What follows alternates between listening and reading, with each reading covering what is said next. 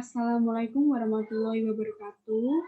Ketemu lagi dengan saya, Dwi Wulandari, dari kelas TK 1A, Prodi D3 Teknik Telekomunikasi, Politeknik Negeri Semarang. Nah, di video kali ini saya akan menjelaskan tentang Common Collector. Berikut ini adalah gambar bentuk rangkaiannya.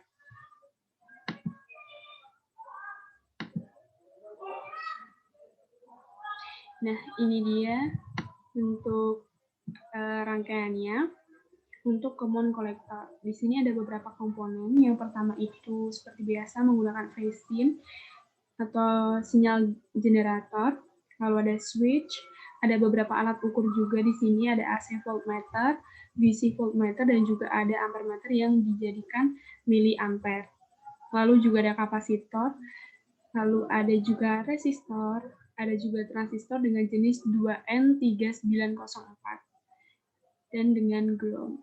Lalu ada osiloskop. Nah, berikut ini adalah beberapa langkah-langkah yang akan kita coba untuk rangkaian ini.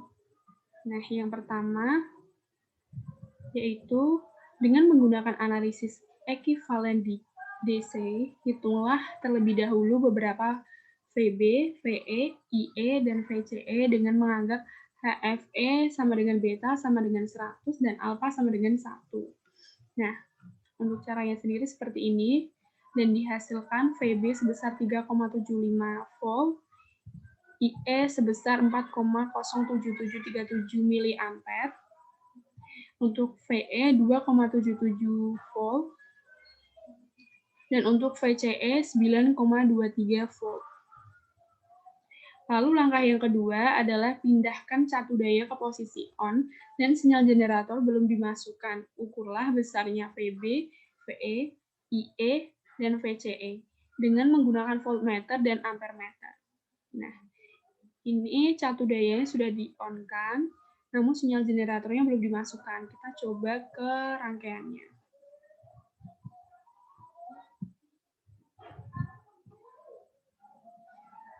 Nah, sinyal generatornya belum dimasukkan. Catu dayanya sudah dimasukkan. Kita coba run.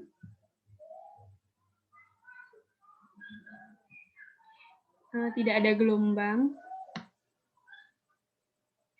Lalu untuk hasil VB, VE, IE, dan VCE ini.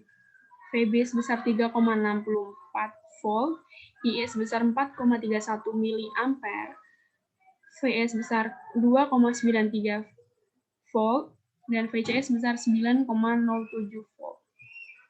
Kita stop. Kita kembali ke langkah-langkah tadi.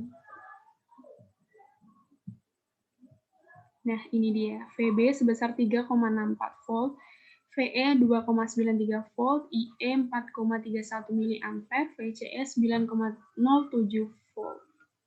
Dan dengan tanpa gelombang. Yang ketiga yaitu tentukan resistansi dinamik emitter RE. Besarnya resistansi dinamik emitter RE dapat dicari dengan pendekatan, yaitu caranya RE sama dengan 26 mV per IE dan sama dengan IE-nya adalah 4,31 miliampere dan menghasilkan 6,032 ohm. Lalu langkah yang keempat yaitu penguatan tegangan dapat dicari dengan pendekatan terlebih dahulu dengan persamaan yaitu RE per RE besar plus RE kecil.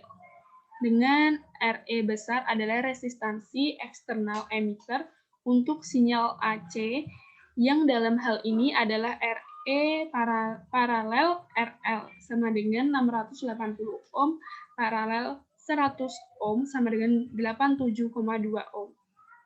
Maka, hitunglah penguatan dengan rumus pendekatan tersebut dan menghasilkan penguatan sebesar 0,935 kali. Lalu, langkah yang kelima yaitu impedansi input dapat dihitung dengan persamaan Zin sama dengan RTH paralel dengan beta dikali dalam kurung RE besar plus RE kecil. Besarnya RTH adalah R1 paralel R2. Dengan persamaan tersebut, hitunglah impedansi input ZIN atau ZIN. RTH-nya sebesar 6,875 kilo ohm dan impedansi inputnya yaitu ditemukan sebesar 3957,04 ohm. Nah, langkah yang keenam yaitu pasang sinyal generator dengan memasukkan gelombang sinus dengan frekuensi 1 kHz dan amplitudo 1 volt. Ukurlah tegangan masukan V input dan keluaran V output. Kemudian dari pengukuran ini hitung penguatan tegangan, yaitu dengan cara V output per V input. Bandingkan hasil perhitungan langkah 9 dengan hasil pengukuran tersebut.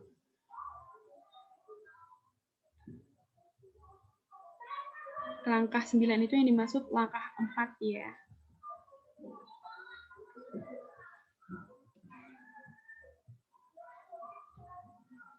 Oke, sekarang kita coba terhadap rangkaian.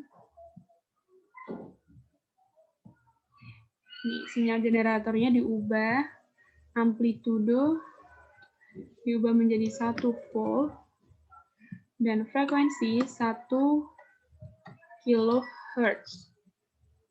Sudah. Dan kita masukkan. Sekarang kita run. Nah, gelombang yang dihasilkan yaitu seperti ini. Dengan VB sebesar 3,69, IE 4,31, VE 2,93, VCE 9,07. Untuk besaran tegangannya hanya berbeda sedikit angka. Nah, karena tadi yang ditanyakan adalah penguatan dan diminta untuk mencari V input dan V output. V inputnya itu sebesar 0,71 dan V outputnya itu 0,20. Sekarang kita masukkan ke, nah ini V input 0,71, V output 0,20. Nah penguatannya sebesar 0,281 kali. Lalu yang ketujuh adalah ukurlah beda fase antara input dan output pada frekuensi tersebut. Beda fasenya yaitu 0 derajat. Hitunglah daya input atau P input dengan persamaan seperti berikut. 0,707 V in max di akar per impedansi input, dan hitung pula daya yang disipasikan pada beban keluaran P output dengan persamaan 0,707 V out max akar 2 per RL. P inputnya ditemukan sebesar 0,00012 watt atau sama dengan 0,12 miliwatt. Dan P outputnya yaitu sebesar 0,00499 watt atau 4,99 miliwatt.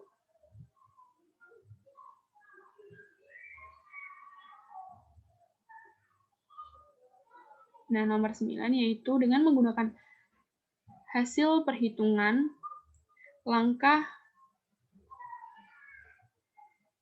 14 itu yang dimaksud adalah langkah 8. Maaf.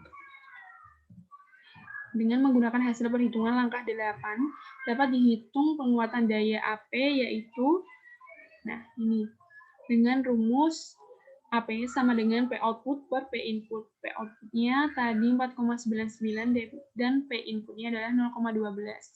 Lalu dihasilkan 41,584 kali. Nah, sekarang menuju ke pertanyaan.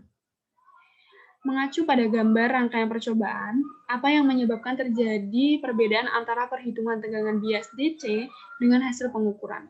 Ya, jadi yang menyebabkan terjadinya perbedaan antara perhitungan tegangan bias DC dengan hasil pengukuran yaitu adanya pengaruh kapasitor yang terpasang pada perhitungan tegangan bias DC. Kapasitor tersebut dengan keadaan terbuka atau open, Sedangkan pada pengukuran masih terpengaruh oleh kapasitor, karena itu pengaruh sinyal sinus yang dimasukkan.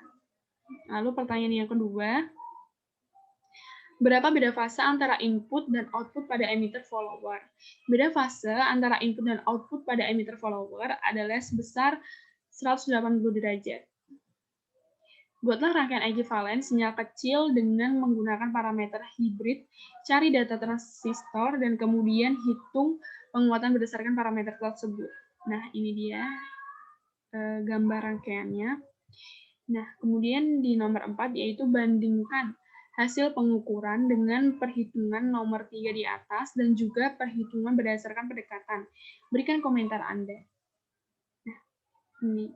Antara perhitungan dan hasil pengukuran itu terdapat beberapa perbedaan yang masih dalam batas toleransi. Dan juga kesalahan-kesalahan yang mungkin terjadi itu dikarenakan pembulatan dalam perhitungan. Lalu ada kesalahan pembacaan, toleransi dalam komponen, dan alat yang digunakan. Sekian penjelasan mengenai common collector dari saya.